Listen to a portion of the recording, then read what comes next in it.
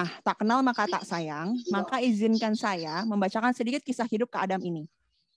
Kak Adam mengenyam pendidikan farmasi dengan gelar sarjana sains di Institut Teknologi Bandung. Kemudian dilanjutkan dengan pendidikan apoteker.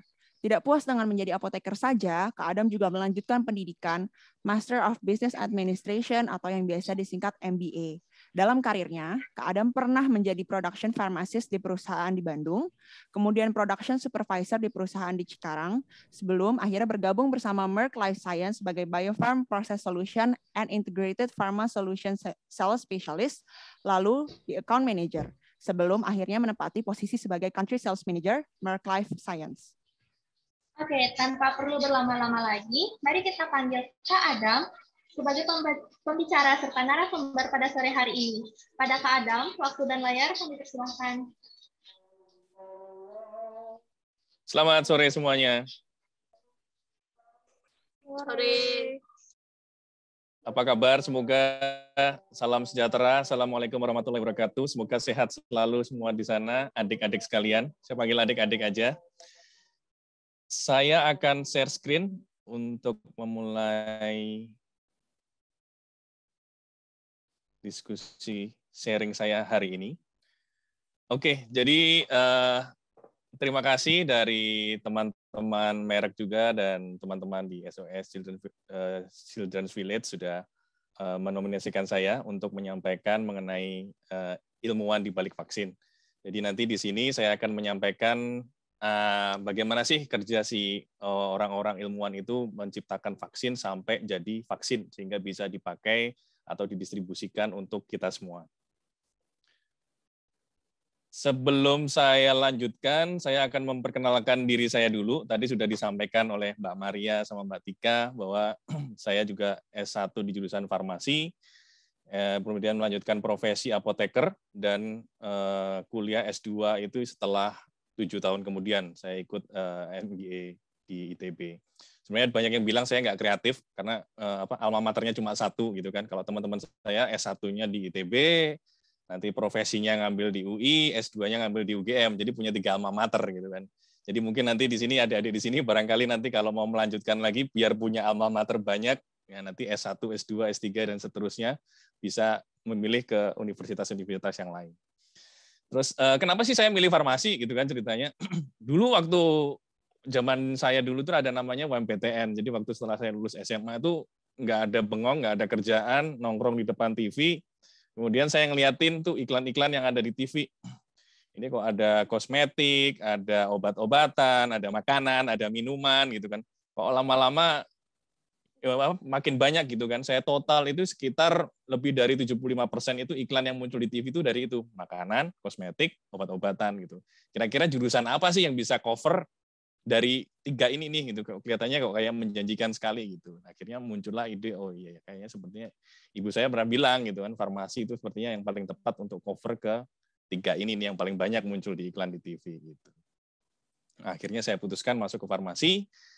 Dan saya juga lahir di Solo, saya orang Solo, dan saya nggak punya saudara di Bandung karena cita-cita pengen ke ITB, jadi ya memberanikan diri untuk ikut UMPTN di Bandung, dan alhamdulillah bisa keterima di ITB.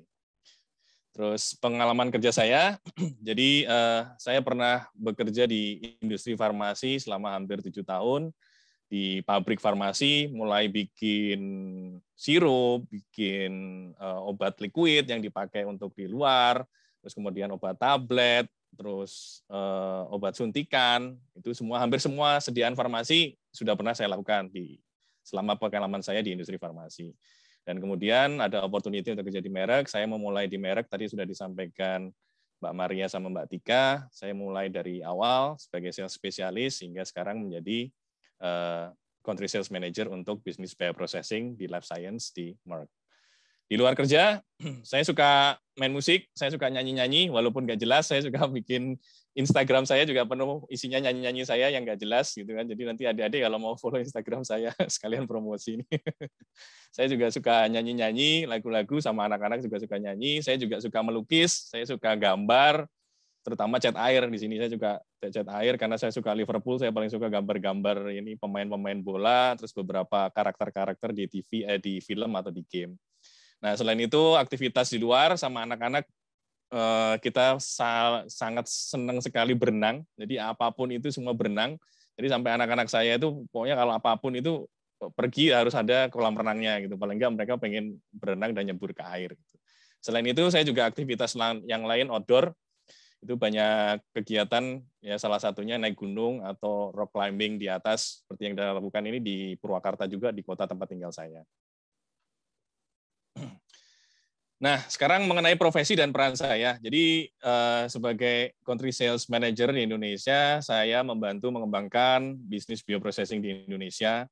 Jadi, banyak sekali customer-customer yang kita support di sini. Dalam hal ini, ya mungkin adik-adik sudah tahu, ada industri vaksin yang cukup besar di Indonesia, PT Bio Farma, dan saya bekerja kolaborasi dengan PT Bio Farma, terutama dengan ini ketika saya mengadakan vaksin manufacturing forum di Dubai bersama Bapak Presiden Direktur Bio Farma, Pak Rahman, dan kita juga melakukan strategi collaboration dengan Halal Center yang ada di Dubai. Dan kemudian saya juga menghadiri acara WHO 72 di United Nations. Sedangkan untuk menghadiri acara ini itu harus mendapat undangan dari negara gitu kan. Jadi kalau kita nggak mendapat undangan dari negara, kita nggak akan bisa masuk ke gedung WHO gitu ya. Jadi kalau yang lagi tren kan BTS itu ya, permission to dance kan lagi masuk gedung WHO di New York. Cuma saya waktu itu saya di gedung WHO yang ada di Jenewa. Saya menghadiri acara WHO World Health Assembly 72 di Jenewa tahun 2019, waktu itu sebelum pandemi. Setelah itu tidak ada lagi dan semuanya dibikin virtual dan online. Nah, selain itu saya juga bertemu dengan ilmuwan-ilmuwan di industri-industri kita untuk mendukung industri-industri biotek yang ada di Indonesia. Salah satunya ini dengan Profesor Predik untuk di Universitas Erlangga, kita mendiskusikan terkait proyek-proyek vaksin, dan beberapa customer kita dengan CEO di PT Biotis untuk diskusi pengembangan proses vaksin yang ada di Indonesia. Nah, sebelum saya lanjutkan, jadi saya ingin menyampaikan, jadi ada istilah-istilah supaya nanti adik-adik paham dan mengerti. Jadi vaksin itu apa aja dan istilah-istilah di sekitar vaksin. Oke, jadi kalau vaksin, saya masuknya di sini adalah zat yang dimasukkan dalam tubuh manusia yang akan menstimulasi kekebalan tubuh, gitu kan. Sedangkan vaksinasi itu prosesnya memasukkan vaksin ke dalam tubuh manusia sehingga muncul imunitas atau kekebalan. Nah, berikutnya adalah imunisasi. Nah, imunisasi itu apa? Imunisasi itu proses yang membuat tubuh kita terlindung dari penyakit melalui proses vaksinasi. Jadi habis divaksinasi, ada proses imunisasi dari tubuh kita muncul, imun kita muncul sehingga kita terlindung dari penyakit. Dan yang terakhir adalah imunitas. Imunitas itu adalah kemampuan kekebalan tubuh, karena tubuh kita sudah imun, ya kan, untuk memerangi penyakit. Jadi kalau ada penyakit baru datang lagi, kita sudah punya imunitas. Jadi kita nggak gampang terkena penyakit. Nah, imunisasi di Indonesia sebenarnya itu memang udah lama dan sudah diwajibkan. Jadi yang diwajibkan pemerintah di Indonesia itu ketika kita masih bayi itu ada imunisasi BCG, hepatitis B, polio, campak, difteri, tetanus, dan pertusis. Nah, sedangkan ada vaksinasi lain yang masih dianjurkan oleh pemerintah, yaitu cacar air, HIV, Haemophilus influenza tipe B, PCV, rotavirus, influenza, dan masih banyak lagi. Seperti salah satunya ada yang sekarang yang lagi mulai tren itu dengue untuk demam berdarah. Itu. Nah, mengembangkan vaksin itu seperti apa sih, gitu kan? Nah, ini yang paling banyak kita sampaikan ke customer kita, bahwa pengembangan vaksin itu dilakukan mulai dari drug discovery, jadi penemuan obat dan development. Jadi biasanya para ilmuwan itu mereka mencari apa sih yang bisa dibikin dari vaksin gitu kan, antigennya atau bibitnya. Setelah dikembangkan itu dari skala lab, jadi skala kecil sampai ke skala besar, sampai untuk produksi massal sehingga bisa diformulasi dan di-filling, distribusikan ke seluruh dunia gitu kan. Nah, setelah produk itu jadi, itu baru diuji praklinis. Nah, di uji praklinis itu biasanya diujikan ke binatang. Salah satunya binatang tikus tuh, mencit gitu kan. Kalau misalkan udah oke dan nggak ada timbul efek samping dan aman, baru dilanjutkan untuk uji klinis ke manusia. Uji klinis itu ada beberapa tahap, sebenarnya ada sampai 4 tahap, fase 1, fase 2, fase 3, fase 4. Jadi tergantung dari jumlah populasi yang akan diujikan. Gitu. Nah, setelah uji klinis selesai, akan dilanjutkan oleh review dari Badan POM kalau di Indonesia, gitu kan. Kalau di negara lain di Amerika namanya FDA, direview oleh FDA. Setelah review itu selesai, kemudian diproduksi dan dikomersialkan, baru vaksin itu dimonitor ketika dia kondisi komersial itu seperti apa, dipakai customer, adakah efek samping, ataukah ada sesuatu, nah itu dimonitor. Kalau misalkan masih bagus, berarti bisa dilanjutkan. Biasanya kalau misalkan ada sesuatu, sampai ada sesuatu, misalkan ya, terutama yang paling parah sampai menimbulkan kematian, produk tersebut akan ditarik dari peredaran sama Badan POM. Nah, ini saya akan berikan gambaran. Jadi untuk industri vaksin itu perjalanan dari sel ke klinis. Jadi pada umumnya pengembangan vaksin itu dilakukan karena kan untuk vaksin itu biasanya kita kembangkan secara biologis. Jadi kita ngambil dari sel makhluk hidup, gitu kan. Biasanya bisa diambil dari sel bakteri, atau mungkin bisa diambil dari virusnya juga, atau mungkin diambil dari ragi atau yeast, gitu kan. Nah, pengembangan selan di sini itu dilakukan modifikasi secara genetik. Setelah dilakukan modifikasi secara genetik, dimasukkan ke dalam sel lain, kemudian kita akan kualifikasi nih dari sel yang udah dimodifikasi banyak itu, kita kualifikasi mana sih dari sel ini yang menghasilkan hasil yang paling bagus, gitu kan, menghasilkan protein misalkan, mana yang paling bagus proteinnya dan mana yang paling banyak serta kondisinya yang paling kuat. Ketika sudah terpilih, sudah terkualifikasi, baru dilanjutkan pengembangan dan analisa. Pengembangan analisa ini sini nanti metodenya tujuannya apa, untuk menetapkan supaya nanti sebelum lanjut ke proses berikutnya hasilnya itu konstan, stabil dan nggak berubah-ubah, gitu kan. Setelah selesai pengembangan analisa, dilanjutkan ke cell banking. Jadi itu sel yang kita bikin itu supaya bisa dipakai terus-terusan, gitu kan. Itu harus kita lakukan cell banking. Jadi kayak kita nyimpan uang gitu kan, disimpan di dalam bank gitu. Nah, cell banking itu ada 2 yang paling banyak digunakan sebagai referensi. Kita punya namanya master cell bank. Master cell bank itu induk sel yang kita simpan dan nggak akan dikutik-kutik lagi. Takutnya nanti kalau dikutik-kutik ada kontaminasi, jadi nggak bisa dipakai lagi, gitu kan. Nah, habis dari master cell bank, itu kita ambil beberapa sel, kita lakukan namanya working cell bank. Nah, working cell bank ini yang kita lakukan diperbanyak nih untuk proses produksi. Itu. Jadi sel yang sudah di banking itu akan disimpan di dalam bank sel.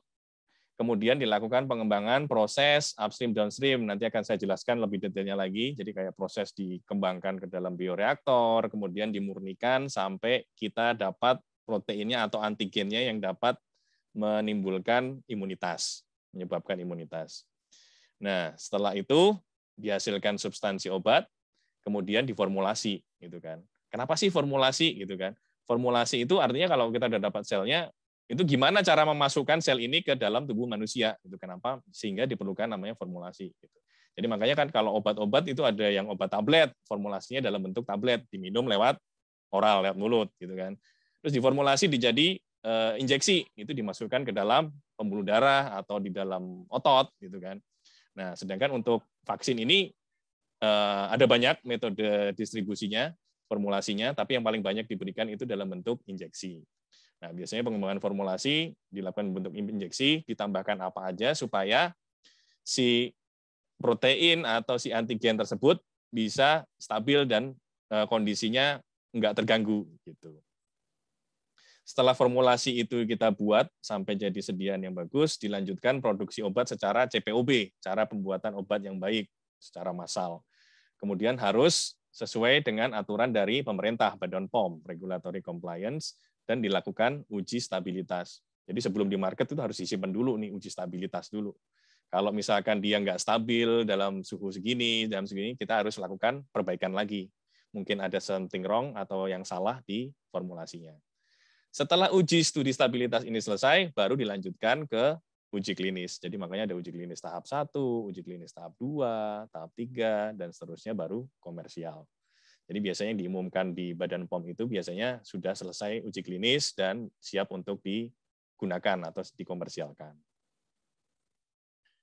Nah, ini contoh pengembangan, saya akan memberikan gambaran contoh pengembangan vaksin untuk yang COVID-19. Sebenarnya yang paling gampang nih yang saya masukkan di bagian gambar paling atas, jadi pembuatan vaksin itu ada upstream, downstream, formulasi.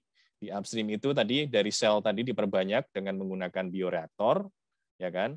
Kita produksi antigennya, kemudian downstream itu dimurnikan, dan kemudian diformulasi hingga siap untuk diberikan ke adik-adik semua, gitu kan? Atau semua populasi yang ada di seluruh dunia ini. Ini salah satu yang digunakan untuk vaksin AstraZeneca, dan ini berkolaborasi dengan Merck untuk kita memberikan support untuk development vaksin dari AstraZeneca. Dan ini juga sudah dipublikasikan, dan jurnalnya juga dapat di-download, dan kita juga dapat share juga ke customer. Nah, ini tim dari bioprocessing. Ini di sini ada Kak Hari. Ini Kak Hari ini dengan Kak Radityo dan Kak Danu ini melakukan proses optimasi development dengan ilmuwan yang ada di Eijkman, gitu kan, untuk yang pengembangan vaksin merah putih salah satunya. Jadi kita melakukan kolaborasi, kita memberikan bantuan secara teknikal, kita memberikan support dan edukasi, troubleshooting kalau ada masalah. Nah, di sini bisa dilihat ini adalah bioreaktor, ukurannya 3 liter, yang kita gunakan untuk optimasi supaya si selnya tadi bisa tumbuh, gitu kan. Ini masih bagian di upstream. Setelah sel itu diperbanyak di dalam bioreaktor, bisa dilanjutkan ke proses pemurnian. Nih, seperti di sebelah kanan ini ada Kak Danu dengan kromatografi supaya dihilangkan pengotor-pengotornya. Di sini ini ada Kak Gita sama Kak Radit dengan menggunakan filter TFF untuk menghilangkan pengotor-pengotornya juga hingga didapat produk antigen yang dimaksud. Bisa berupa protein, bisa berupa bagian subunit tertentu dari si virus atau si bakteri. Nah, tadi di skala riset, sedangkan gimana sih kalau misalkan udah ditransfer ke secara produksi skala besar, gitu kan? Nah, untuk produksi skala besar, itu ternyata memang prosesnya cukup panjang dan prosesnya cukup kompleks, karena kita harus memperhatikan proses GMP, jadi cara pembuatan obat yang baik, terus semua lingkungan juga terkontrol, semua sehingga dapat dihasilkan produk yang berkualitas, safety, aman, efikasi, dan dapat digunakan untuk ke customer. Nah, di sini bisa dilihat salah satunya prosesnya cukup panjang, ada make, purify, dan formulate. Jadi yang sudah saya sampaikan tadi, upstream, downstream, formulasi. Ini adalah contoh-contoh produk di bawahnya, mungkin adik-adik juga bisa lihat alat-alatnya seperti ini. Nah, di slide berikut, saya akan menyampaikan gambaran alat-alat buat bikin vaksin di tempat produksi itu kayak gimana sih, gitu kan. Yang tadi di slide sebelumnya itu kan kecil-kecil tuh, yang tadi Kak Radityo, Kak Gita, Kak Hari, Kak Danu, tim dari bioprocessing itu mencoba pakai skala kecil, membantu ilmuwan untuk ngeriset. Nah, sekarang kita membantu ilmuwan juga diproduksi untuk bikin vaksin skala besar, gitu. Ini contoh alat-alatnya yang cukup besar, cukup kompleks, karena dibikinnya sampai ribuan liter. Gitu. Jadi sebenarnya teknologinya juga basic-nya itu sederhana, secara kecil kita sudah kebayang teknologinya. Hanya saja ini dibikin lebih modern, terkoneksi dengan sistem, jadi ada otomasinya. Nanti kalau misalkan ada sesuatu yang menyimpang, nanti akan muncul alarm, gitu kan. Kalau ada alarm, apa yang harus dilakukan, misalkan. Jadi alarm yang high cukup, masuknya yang medium itu nggak perlu banyak-banyak interaksi sampai mesinnya di stop. Sedangkan kalau alarm yang sudah high, sudah maksimal, itu baru kita hentikan prosesnya. Seperti itu. Nah, di sini ini ada alat pemurnian untuk filtrasi. Terus kemudian ini kolega kita yang ada di lab di Singapura untuk memberikan support ke tim yang ada di Indonesia. Karena mungkin karena kondisi pandemik saat ini, biasanya teman-teman kita yang ada di global, yang ada di Eropa, di Asia yang lain, atau di Amerika, itu datang ke Indonesia untuk membantu support instalasi dan kualifikasi mesin-mesin yang digunakan untuk proses pembuatan vaksin. Nah, ini yang baru-baru hangat-hangat di sini. Jadi banyak ilmuwan di Indonesia yang sudah mengharumkan nama bangsa di bidang pengembangan vaksin. Jadi ada Mbak Karina, ada Kak Indra, dan ada Kak Novalia. Ini sangat luar biasa sekali, dan mereka juga, sayangnya saat ini mereka sedang ada di luar negeri. Diharapkan nanti ke depannya mereka dapat kembali ke Indonesia dan memberikan tenaganya untuk membantu proses pengembangan vaksin di Indonesia. Nah, yang ingin saya highlight di sini, untuk adik-adik di sini, yang pertama, intinya kalau mau belajar, belajarlah tanpa henti, karena belajar itu sampai kapanpun, sampai usia kapanpun, kita tetap harus akan belajar. Soalnya kalau nggak belajar, nanti kita ketinggalan, gitu kan. Awalnya saya dulu juga nggak mau Instagraman, gitu. Habis itu ikut Instagram, gitu. Habis itu anak saya ikut TikTokan, lama-lama saya jadi ketularan TikTok, gitu kan. Terus yang kedua, kita juga harus adaptasi sama lingkungan dan teknologi. Gitu. Kalau kita nggak adaptasi dengan perubahan-perubahan yang ada di lingkungan kita, dengan teknologi yang ada, kita nggak akan maju dan kita juga akan belajar gitu kan. Terus yang ketiga, gapai cita-citamu dengan kemauan dan usaha yang maksimal. Jadi kalau di sana kita ada kemauan, pasti di situ ada jalan. Gitu. Dan yang terakhir, jangan takut untuk divaksin. Terima kasih, itu saya rasa slide terakhir dari saya. Nanti kita akan lebih banyak tanya jawab. Ini salah satu contoh, ini sistem yang kita pasang di salah satu industri untuk proses pembuatan vaksin yang ada di belakang. Dan ini teman-teman dari Bioprocessing Indonesia, ada Kak Radityo, ada Kak Danu, Kak Hari, dan Kak Gita. Kita bantu customer kita ini, kita berpose bersama dengan vaksin Sinovac. Oke, terima kasih. Saya kembalikan ke Kak Maria sama Kak Tika. Ya, terima kasih Kak Adam untuk sharingnya tentang vaksin dan tentang latar belakangnya. Tepuk tangan dulu virtual teman-teman, boleh diklik reaction di bawah, terus kasih emot tepuk tangan. Menarik sekali ya ceritanya Kak Adam. Nah, sebelum masuk ke chat box nih Kak Adam, ada pertanyaan sedikit nih dari MC gitu ya. Ini banyak yang masih tepuk tangan ya, silahkan yang mau tepuk tangan. Ini lebih ke Kak Adam nih ya, Kak Adam sendiri. Waktu mungkin ini pengalaman ini relate gitu dengan teman-teman remaja gitu yang mungkin SMP atau SMA yang masih bingung gitu ya mau kuliah apa. Dulu Kak Adam kenapa sih bisa pilih farmasi gitu dari segala jurusan yang ada gitu? Kenapa pilih farmasi gitu? Kenapa? Apakah emang cita-citanya pengen jadi apoteker atau apakah sudah terbayang gitu ya dari dulu pengen mendevelop atau mengembangkan vaksin gitu? Apa yang bikin mantap gitu waktu di UMPTN pilih farmasi gitu? Silakan dijawab Kak Adam. Iya, tadi saya juga sudah sampaikan, terima kasih Kak Maria. Jadi awalnya ya karena iklan itu sih, saya juga mau milih jurusan itu ngelihat TV, jadi ngitungin iklan yang ada di TV, ternyata hampir 75% itu iklan itu cover dari obat, kosmetik, sama makanan. Jadi jurusan apa sih yang bisa cover ketiga ini nih gitu. Saya pengennya sebenarnya juga ingin masuk ke akuntansi gitu kan, akuntansi soalnya banyak industri untuk finance dan accounting banyak diterima di situ gitu. Tapi saya rasa kok mendingan saya punya sesuatu skill yang bisa dipakai untuk yang lebih gitu kan, lebih bantu ke orang lain. Saya mikir juga ke situ juga, kenapa ya saya pengen jadi dokter tapi saya takut darah, takut kalau yang operasi-operasi kayak gitu. Jadi kayaknya mungkin dengan jadi apoteker ya salah satu jalan bisa bantu. Sekarang kan banyak kalau ada anggota keluarga sakit, kalau Adi itu kadang-kadang WhatsApp-nya cuma ngirim obat. Adam ini obat apa nih gitu. Oh ya ini obat ini diminum kapan, itu kapan gitu. Cuma ya senang sih bisa bantu walaupun cuma ngasih tahu cara minumnya kapan dan harus diminum kapan. Tapi itu udah yakin dari SMA gitu ya atau SMP itu pertama interest di obat, baca majalah gitu Kak? Itu yakinnya pas deket-deket UMPTN sih, waktu SMA nggak kebayang sih mau jadi apa.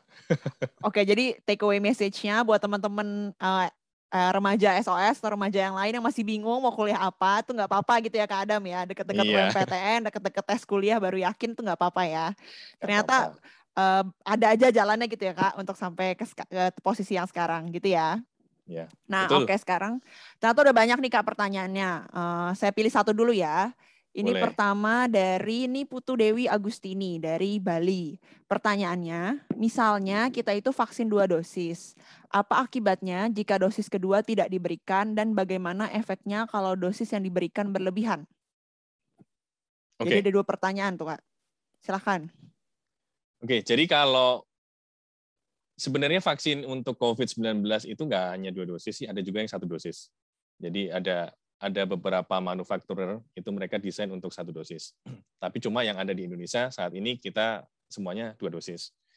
Seandainya itu meleset 2 dosis, itu biasanya ada rentang waktu yang harus dipenuhi. Kalau misalkan masih masuk di dalam range dan masih diperbolehkan, itu bisa lanjut ke dosis kedua. Tapi seandainya enggak, istilahnya kayak kita harus restart lagi. Jadi harus diberikan lagi dosis dari awal lagi. Seperti itu. Terus pertanyaan yang keduanya apa, Kak Maria? Oh, oke. Saya bantu sedikit dulu ya. Kalau misalnya kalau dosis yang diberikan berlebihan itu dampaknya apa? Sebenarnya Dosis kalau vaksin. Nah, tujuan dari vaksinasi sendiri itu untuk menginduksi imunitas yang ada di dalam tubuh kita, gitu kan. Respon imun kita ada cukup banyak. Seandainya mungkin ada orang-orang tertentu kalau misalkan dosis berlebihan selama masih dalam masuk tenggang dan kemudian antibodi yang dihasilkan di tubuh kita masih oke, masih di ambang batas, masih sesuai, itu sih nggak akan terjadi efek apa-apa. Gitu kan. Tapi seandainya antibodi atau respon imun yang ada di dalam tubuh kita berlebihan, itu yang menjadi efek yang lebih berbahaya. Gitu. Itu nanti imun yang dikhawatirkan, sistem imun, respon imun, antibodi yang ada di dalam tubuh kita takutnya akan menyerang sel-sel kita yang ada di dalam tubuh kita. Itu aja sih. Tapi untuk vaksinasi sepertinya juga sudah terkontrol oleh pemerintah, jadi bisa harus dipantau kapan terakhir, kapan ini, dan sekarang juga ada sistem dikontrol lewat handphone dan sebagainya. Saya rasa sih ini bisa dicegah sih untuk terjadinya kasus dosis yang berlebihan.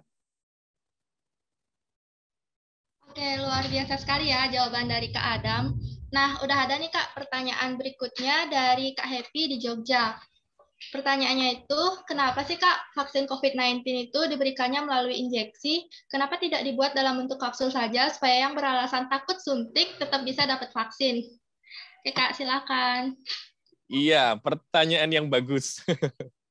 Anak saya juga sama itu. Anak saya kalau mau divaksinasi di sekolah itu kabur semuanya, itu baru gurunya telepon, Pak ini anaknya nggak mau ini vaksin karena sembunyi di kolong meja takut disuntik. Nah ini pernah ditanyakan juga oleh anak saya, kenapa nggak dibikin kapsul aja supaya gampang ditelan gitu kan. Tadi yang sudah saya sampaikan, jadi kita kan untuk vaksinasi vaksin itu kita ambil antigennya. Nah si antigen itu biasanya ada kondisi tertentu supaya si antigen itu tetap kondisinya stabil dan normal gitu. Nah, kalau misalkan si antigen itu menurun ketika diberikan ke dalam tubuh kita khawatirkan nggak akan menginduksi imunisasi gitu kan.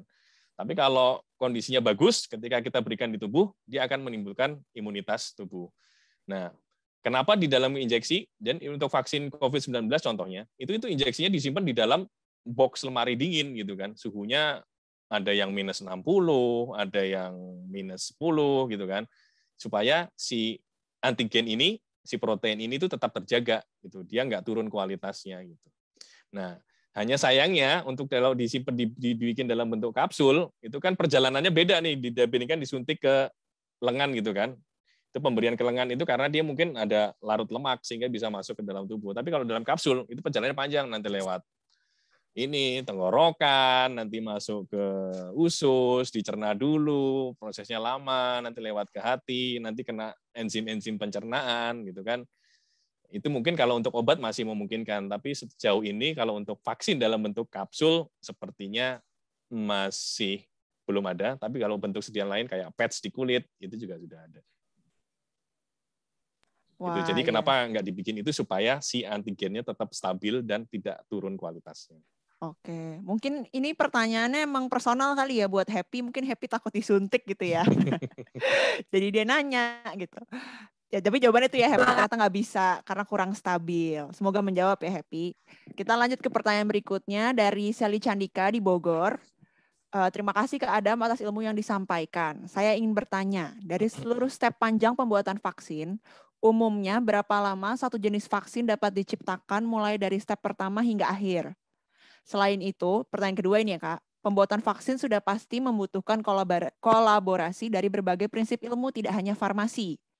Bagaimana cara kolaborasi ini bisa berjalan dengan baik? Terima kasih.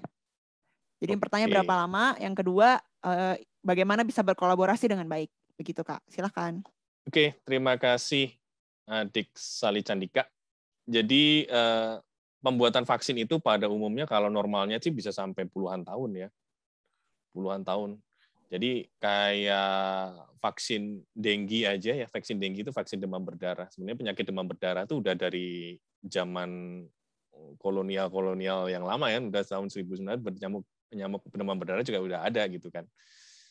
Nah, itu si virus dengginya itu juga sudah ada di zaman itu gitu. Hanya saja sampai sekarang itu vaksin denggi masih belum ada yang efektif yang digunakan atau yang komersial ya, dan yang aman yang sudah terkomersial di dunia ini gitu. Itu juga sudah puluhan tahun tuh sampai sekarang gitu. Jadi rata-rata sih seperti itu. Nah, cuma kenapa sih COVID-19 bisa lebih cepat gitu kan? Nah, itu biasanya industri-industri farmasi itu sebenarnya sih mereka tuh sudah mengembangkan metode vaksin untuk vaksin ke pengobatan yang lain gitu.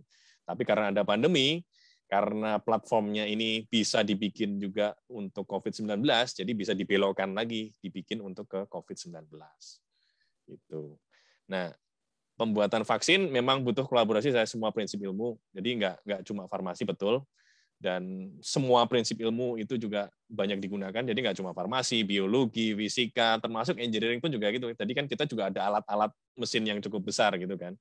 Nah, sebenarnya kolaborasi ini sih berjalan dengan baik, soalnya hampir semua, karena ilmuwan juga nggak harus datang dari satu prinsip ilmu, jadi selama ilmuwan itu masih align dan masih bisa duduk bareng, duduk bersama, kolaborasi bersama, itu apapun itu, nggak hanya vaksin, apapun itu pasti dapat diciptakan. Itu saja dari saya, Kak Maria. Oke Kak, tadi Tika nyimak sharingnya dari Kak Adam tuh sungguh menarik banget ya Kak. Jadi Tika penasaran banget nih Kak, sepanjang karirnya Kak Adam dari dulu hingga sekarang tuh kan kedengarannya mulus-mulus aja. Nah, pernah nggak sih Kakak ngalamin kegagalan? Terus gimana sih cara Kakak menangani kegagalan tersebut? Terima kasih Kak, itu pertanyaan dari Tika. Oke, terima kasih Adik Tika. Banyak banget kegagalannya, jadi itu yang ditunjukin biasanya yang bagus-bagusnya doang ya. Sebenarnya banyak di situ, dan saya juga belajar banyak dari situ. Jadi ketika di industri kita juga saya juga banyak melakukan kesalahan, tapi dari situ saya juga belajar gitu kan. Cuman kita juga berusaha mencegah jangan sampai jadi kesalahan yang parah yang bisa menyebabkan misalkan sampai pabriknya berhenti gitu kan gara-gara saya melakukan kesalahan karena kritikal gitu kan. Atau misalkan pabrik obatnya sampai ditarik gara-gara kesalahan yang kecil gitu. Itu kita juga berusaha di situ. Tapi untuk selama pengalaman saya di industri, jadi sistem proses manufacturing, sistem CPOB, itu tuh semuanya harus tertelusur. Jadi kalau kita udah melakukan kesalahan di depan, itu tuh bisa terdeteksi dan bisa dicegah. Tapi yang paling parah, kalau misalkan sampai nggak bisa dicegah, sampai si obat itu komersial, itu baru bisa ditarik. Gitu.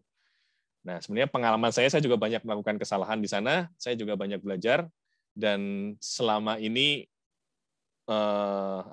dapat dilakukan, dapat solusinya, dan solusi ini dilakukan. Yang penting dari kita, asal kita mau jujur, asal kita mau informatif apa yang sudah kita lakukan, itu dapat, maksudnya kesalahan itu nggak menjalar sampai lebih jauh dan bisa bikin lebih parah. Intinya itu aja, dan jangan lupa kalau misalkan kita salah, ya kita harus mengakui kesalahan. Itu aja, Adik Tika. Ya, terima kasih atas jawabannya Kak Adam. Jadi pesannya selalu jujur ya, dan mencegah supaya jangan menjalar kesalahannya ke bagian-bagian lain.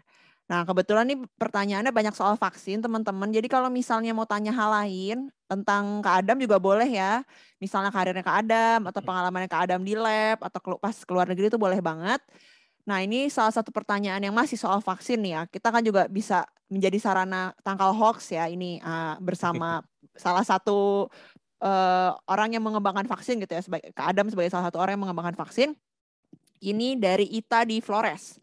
Pertanyaannya, informasi yang tersebar di media sosial ini banyak yang menyebutkan bahwa setelah kita vaksin, itu beberapa tahun kemudian kita bisa menerima penyakit bahkan kematian. Sadisnya lagi, ada informasi vaksin yang menyebutkan bahwa vaksin ini senjata pemusnah massal karena terlalu banyak manusia di muka bumi. Nah, gimana tuh tanggapannya Kak Adam nih? Mungkin udah sampai capek ya Kak dengar-dengar hoax kayak gini gitu ya, berita-berita kayak gini. Mungkin boleh nih diluruskan yang seperti ini Kak Adam, silahkan. Saya suka pertanyaan-pertanyaan konspirasi gini, ini seru soalnya. Saya juga penggemar science fiction, konspirasi teori gitu kan. Jadi sebenarnya sih vaksin itu tujuannya satu ya, untuk menimbulkan imunitas. Jadi zaman dulu itu memang banyak penyakit, salah satu contoh yang paling parah itu polio. Jadi zaman dulu penyakit polio itu banyak menimbulkan kematian, jadi tingkat mortalitasnya tinggi gitu kan. Even itu di Amerika itu. Jadi jauh tahun di Amerika tahun 40, tahun 50 itu banyak orang meninggal karena polio gitu kan. Terus kemudian ya ceritanya memang dulu si Edward Jenner itu bikin vaksin gitu kan. Nah, habis itu ketika polio itu muncullah si Pak Salk ini kan. Dia punya inisiatif gimana sih cara meningkatkan imunitas supaya orang-orang tercegah dari polio.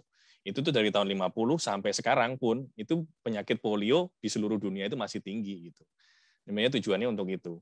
Tapi kalau ngelihat senjata pemusnah massal, kalau dipikir itu isinya kan senjata itu biologik. Sedangkan kalau dari data yang kita terima itu kan lebih banyak yang meninggal karena vaksin atau lebih banyak yang meninggal karena nggak divaksin gitu kan.